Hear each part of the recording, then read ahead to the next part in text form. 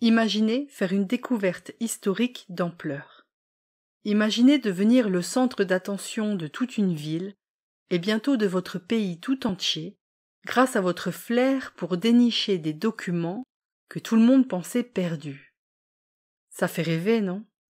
L'histoire d'aujourd'hui va vous montrer comment, en 1980, un jeune homme de 26 ans à l'allure passe-partout est devenu une star dans le milieu très fermé des collectionneurs d'anciens documents historiques.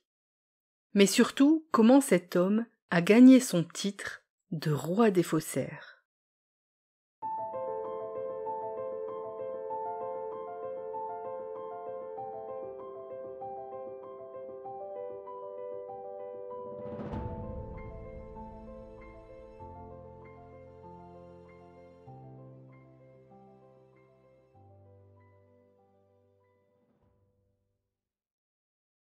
Alors aujourd'hui, exceptionnellement, il n'y aura pas la traditionnelle petite histoire pour démarrer l'épisode. Si vous êtes intéressé par l'histoire de Mark Hofmann, vous pouvez vous rendre sur la chaîne YouTube d'histoire Nota Bonus, qui est la chaîne secondaire de Nota Bene.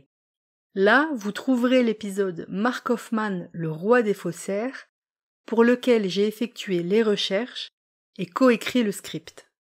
La vidéo est assez courte, elle fait un peu plus de 6 minutes, et elle retrace l'histoire de Mark Hofmann.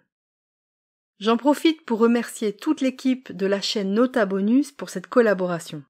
On a préparé une série de 4 sujets autour des faussaires qui, je l'espère, vous plaira. Donc aujourd'hui, on va voir ensemble quelques techniques utilisées par Mark Hofmann. On va se centrer aujourd'hui sur lui, sur sa personnalité, plus que sur l'aspect technique de ses magouilles. Mais je ferai un autre épisode qui sera consacré, lui, à la façon dont Mark Hofmann a créé ces faux documents.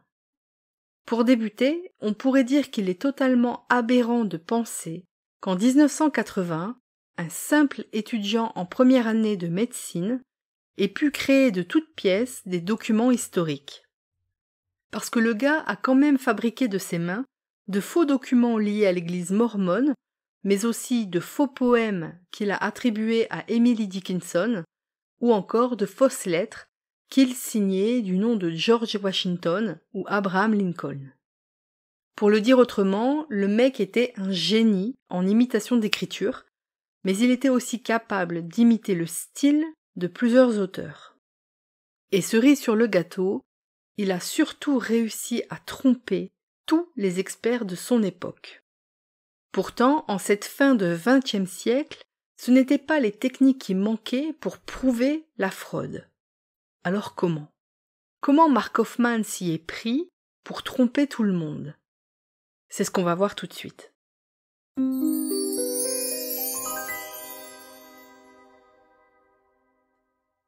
Alors on va voir quelques techniques psychologiques employées par Mark Hofmann.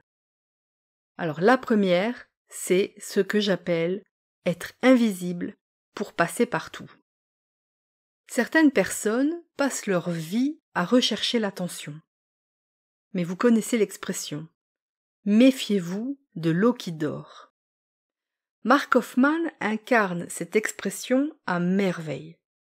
Il a tout fait pour être un type passe-partout et ne jamais attirer l'attention. Pourquoi? Parce qu'il avait compris l'une des bases pour qu'un travail de faussaire soit un succès, l'importance de l'image sociale. L'image sociale, c'est l'image que les autres ont de nous. Certains faussaires ou certains criminels utilisent parfois leur belle image sociale pour mieux tromper leurs victimes. Mark Hofmann, lui, a fait l'inverse. Il a réussi à arnaquer non pas parce qu'il était beau ou avait du charme, non pas non plus parce qu'il parlait bien. Il a réussi parce qu'il a utilisé une technique de manipulation redoutable. Il s'est fait passer pour plus con qu'il n'était. Eh oui, on n'y pense pas souvent, pourtant vous seriez surpris par l'efficacité de cette technique. Étudiant médiocre, totalement effacé socialement, Mark Hoffman a commencé ses arnaques très jeune. Et quand il se trouvait face à des personnes bien plus cultivées que lui, ou qui pensaient être supérieures à lui, sa stratégie était toute trouvée. Les laisser penser qu'il était un demeuré et même en rajouter. Et les mecs en face étaient tout fiers d'avoir plumé le pigeon et acheté pour une bouchée de pain des œuvres qui valaient en réalité très très cher. Et quand Mark revenait vers eux pour leur vendre un nouveau document, ils avaient toujours l'impression de réaliser de très bons deals aux dépens du pigeon. Certains ont ainsi donné à Mark Hoffman plusieurs centaines de milliers de dollars, tout fiers de leur investissement. Mais ils ont déchanté quand ils se sont aperçus que tous les documents qu'ils avaient achetés étaient des faux. Mark Hoffman a réussi ses arnaques parce que son image de pauvre type cachait en réalité une intelligence redoutable. Le pigeon était en fait un vrai rapace. Si sa compréhension fine de la psychologie humaine a permis à Mark Hoffman de créer les bases pour faire croire n'importe quoi à n'importe qui, il y a un autre aspect central dans le succès de ces magouilles, c'est la possession de capacités cognitives hors du commun. Loin de l'image qu'il donnait de lui, Mark Hoffman était en réalité un homme d'une intelligence rare, doublée de capacités cognitives ultra performantes. C'est son intelligence qui lui a permis d'échafauder ses plans de manipulation, mais ce sont ses capacités de mémoire, de concentration, d'attention et de résolution de problèmes qui en ont fait un génie du faux. Parce qu'il passait des heures et des heures assis dans les bibliothèques pour observer une écriture et s'en imprégner. Il passait ensuite encore des heures et des heures à s'entraîner à la copie, ne s'arrêtant que quand il était sûr que la copie serait parfaite. Et ces remarques sur l'intelligence sont assez drôles, parce que nos sociétés considèrent toujours l'intelligence comme quelque chose de positif. Être intelligent serait donc toujours une qualité, et surtout être intelligent mènerait toujours à accomplir de grandes et belles choses. L'histoire de Mark Hoffman nous rappelle cependant que l'intelligence est indépendante des valeurs qu'on lui colle. Parce qu'il y a de vraies intelligences du mal, de vrais génies du mal. L'intelligence ne dit rien de ce qu'on fera avec. Avec de telles capacités cognitives et un tel esprit de création, ce type aurait pu être l'un des plus grands contributeurs de l'humanité. Mais il a choisi le chemin inverse. Il a décidé d'utiliser son intelligence et ses capacités pour duper les autres.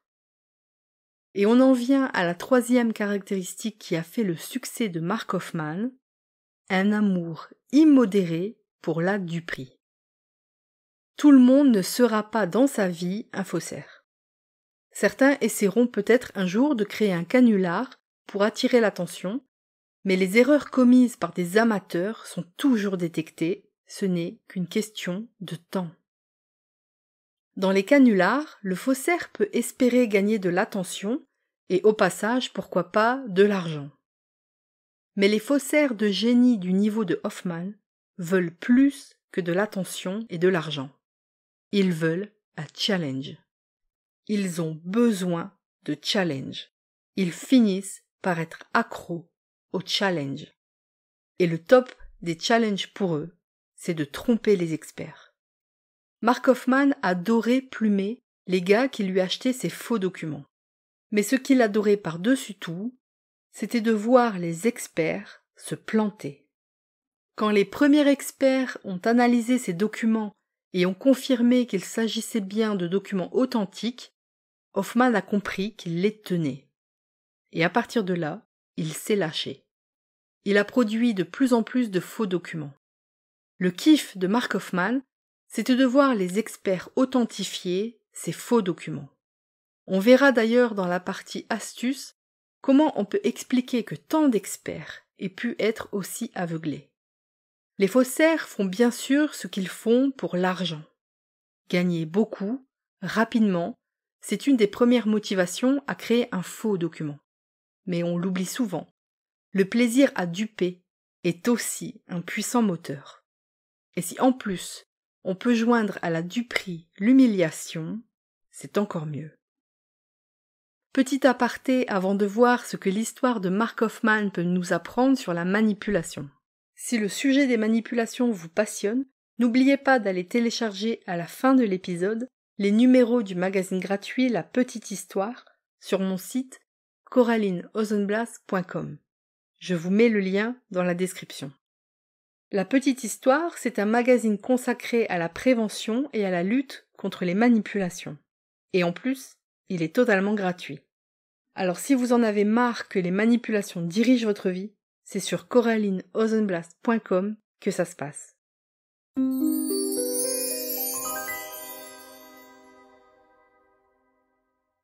Alors que peut nous apprendre l'histoire de Mark Hofmann et surtout ses méthodes pour berner les experts? On va donc voir maintenant 3 puissants leviers psychologiques qui expliquent, en tout cas en partie, comment des spécialistes peuvent se faire duper. Le premier levier, et on l'a déjà évoqué plus tôt, c'est l'image sociale. Comme on l'a vu, l'image sociale, c'est l'image que les autres ont de nous. Parce qu'entre l'image sociale d'un individu et ce qu'il est réellement, il y a parfois un monde. L'image sociale n'est donc pas une image fidèle de nous-mêmes, mais plutôt une construction sociale basée sur notre façon d'être ou d'agir. On peut donc dire que l'image sociale est souvent trompeuse, qu'elle soit positive ou négative. Beaucoup de criminels ont de très bonnes images sociales. Ça ne les empêche pas de tuer, parfois même de torturer. A contrario, certaines personnes ont une image sociale pas terrible, mais sont en fait de très gentilles personnes. Donc l'image sociale, c'est quelque chose qui est important dans les relations humaines. Ça permet de faire une sorte de scan des personnes qu'on rencontre et qu'on côtoie, mais c'est aussi un piège. Dans le cas de Mark Hofmann, on voit que son image sociale n'était pas très positive et que beaucoup ont même cru qu'il était un nigaud. Ces personnes l'ont sous-estimé et ont donc adopté des attitudes de supériorité à son égard, pensant se jouer de lui. Mais bien sûr, au final, c'est lui qui s'est joué d'eux. Comprenant qu'en les laissant penser qu'il était un plouc, ils baisseraient leur niveau de méfiance envers lui. Les apparences sont parfois trompeuses et le fossé entre l'image sociale de quelqu'un et ce que la personne est réellement est parfois colossal. Le deuxième levier psychologique que Mark Hofmann a activé chez ses victimes, c'est un grand classique et c'est le fait de jouer sur les émotions et surtout sur le manque de recul. Mark Hofmann a pu plumer ses victimes car il leur présentait des documents si rares qu'on les croyait perdus dans les méandres de l'histoire. Ici, on va se concentrer sur la question des experts, car encore aujourd'hui, beaucoup de gens s'interrogent sur comment il est possible de tromper à ce point des spécialistes. Dans le cas de Mark Hofmann, on pose l'hypothèse que beaucoup d'experts se sont laissés berner parce qu'ils pensaient que les documents historiques qu'ils avaient entre les mains étaient de véritables découvertes. Mieux que des découvertes, c'était presque des miracles.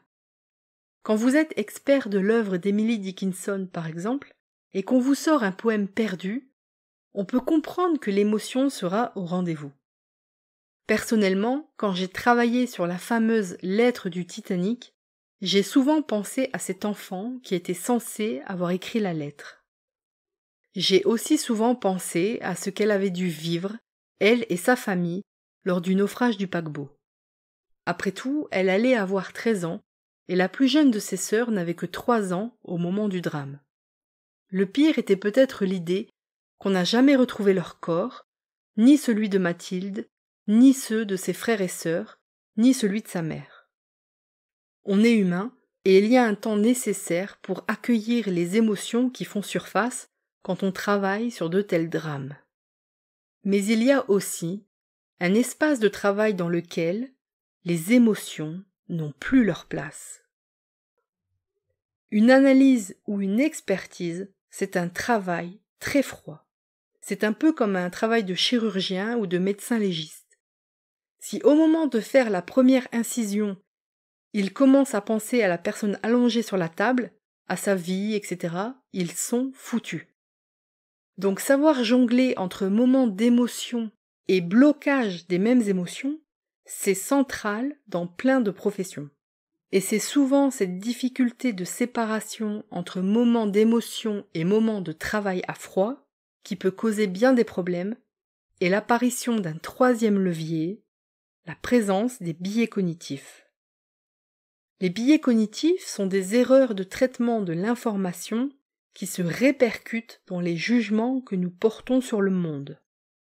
Aujourd'hui, dans certains milieux du scepticisme, il est parfois de bon ton de reprocher aux croyants ou aux consommateurs de pseudosciences leurs biais cognitifs. Mais c'est vite oublié qu'on a tous des biais cognitifs. Ils ne sont pas réservés à ceux et à celles qu'on appelle les complotistes ou les croyants. Et ces biais cognitifs, ils ont un rôle.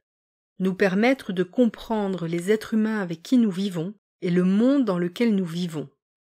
Mais le problème, c'est que ce sont des sortes de compréhensions réduites, des sortes de raccourcis mentaux, qui sont très économiques pour le cerveau et qui nous font gagner du temps. Mais leur danger est aussi ce qui fait leur raison d'être. Pour en revenir à l'histoire de Mark Hofmann, les experts ont été bernés probablement par leurs propres biais cognitifs. Et un qui a dû leur coûter cher, c'est le biais de confirmation. C'est l'un des plus redoutés par les chercheurs, les analystes et les enquêteurs. Il consiste à ne voir que les éléments qui vont dans le sens de notre hypothèse et à écarter plus ou moins consciemment les éléments qui vont dans le sens contraire. Malheureusement, on ne compte plus le nombre de travaux scientifiques, d'enquêtes de police ou d'expertise qui ont été foutus en l'air juste par ce biais. Avoir une hypothèse, c'est bien, mais ne chercher que ce qui confirme notre hypothèse, c'est le début de la fin. C'est pour ça qu'en science, celui qui propose une hypothèse est aussi celui qui doit normalement la défoncer. Et c'est précisément pour éviter ce biais. Si vous me suivez depuis le début de ce podcast, vous savez que la neutralité est un mythe. On n'est jamais neutre émotionnellement et nos biais nous suivent quoi qu'on fasse. Avoir un a priori, une sorte d'intuition ou une hypothèse sur un document, c'est humain. Mais le danger arrive quand on en reste là. Quand on se dit qu'on tient la réponse avant même d'avoir fait le boulot d'analyse ou d'enquête. Les experts que Mark Hofmann a réussi à berner étaient tellement pris dans un mélange de stupeur et d'excitation à l'idée d'avoir entre les mains des documents historiques rares qu'ils ont laissé libre cours à leurs émotions et à leurs biais cognitifs. Et leurs émotions et leurs biais cognitifs sont venus confirmer l'histoire qu'ils avaient envie d'entendre.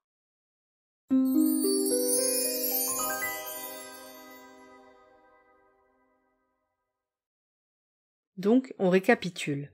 Les arnaques de Mark Hofmann ont pu fonctionner grâce à plusieurs aspects de sa personnalité. Premièrement, une capacité à se fondre dans la masse et à passer inaperçu où qu'il aille. Deuxièmement, une intelligence et des capacités cognitives ultra performantes. Troisièmement, un amour de la duperie et une envie d'humilier les experts. Il y a au moins 3 leviers psychologiques importants sur lesquels Mark Hofmann a joué pour berner les experts. Le premier, c'est l'image sociale. Le deuxième levier, ce sont les émotions, ou plutôt la difficulté qu'ont certains experts à gérer leurs émotions et à prendre du recul.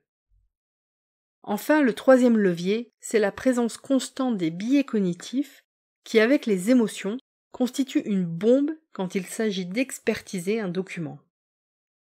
Mark Hofmann a été arrêté après avoir posé 3 bombes qui coûtèrent la vie à 2 personnes. Débordé par ses propres bobards, il est devenu un assassin. En janvier 1988, il est condamné à la prison à vie. Il n'échappe à la peine de mort que parce qu'il a accepté un deal avec le FBI. Racontez toutes ces techniques qui lui ont permis de créer tant de pseudo-documents historiques. Le roi des faussaires est encore aujourd'hui derrière les barreaux, mais il a réussi à gagner la première place dans l'histoire des plus grands faussaires.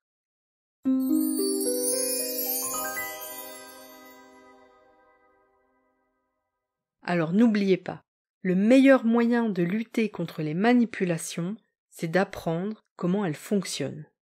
Alors si le sujet des manipulations vous passionne, rejoignez-moi tout de suite sur le site coralineozenblas.com et inscrivez-vous à la newsletter du site. Chaque mois, vous recevrez un contenu bonus exclusif. Je vous retrouve tout de suite sur coralineozenblas.com. Le prochain épisode sera un épisode plus court de la série 10 minutes pour comprendre. On va parler des émotions et de leur rôle dans les manipulations. En attendant de vous retrouver jeudi dans 15 jours, je vous remercie d'avoir écouté cet épisode et n'oubliez pas, un grand bobard commence toujours par une petite histoire.